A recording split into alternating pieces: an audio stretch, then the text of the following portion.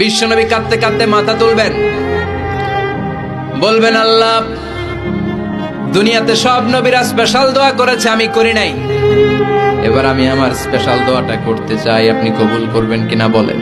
আল্লাহ বলবেন নবী কি আপনার দোয়া বলেন?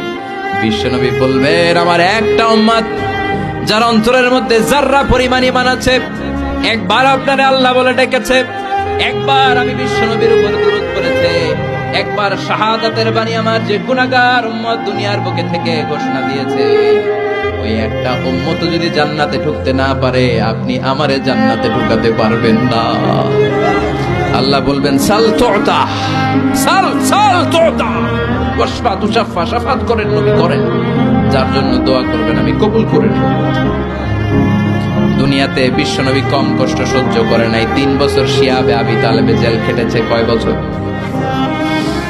দুর্ভিক্ষের বছরগুলোতে বিশ্বনবীর পেটে দানা পানি ছিল না, কলিজার টুকরা হাসান হুসাইন কই মাছের মতো ছটফট করেছে, জামিনে ক্ষুধার জ্বালায় বেহুশ হয়েছিল।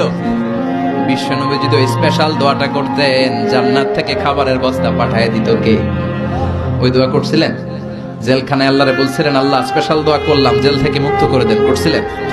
যুদ্ধের ময়দানে নিজের দাঁত ভেঙেছে, উহুদের ময়দান সাক্ষী, বিশ্বনবীর মুবারক রক্তে উহুদের ময়দান রঞ্জিত হয়েছে, সেদিনও বিশ্বনবী ওই দোয়াটা করে নাই। চিল্লায় বলেন ঠিক কি না? তায়েফের ময়দানে বিশ্বনবী কয়েকটা জায়গায় 3 জায়গায় বেহুশ হলেন, বিশ্বনবীর মুবারক দেহ বেয়ে রক্ত ঝরলো। ওই কঠিন বিপদের দিনও বিশ্বনবী এই দোয়াটা করেছেন নাকি? কথা বলেন।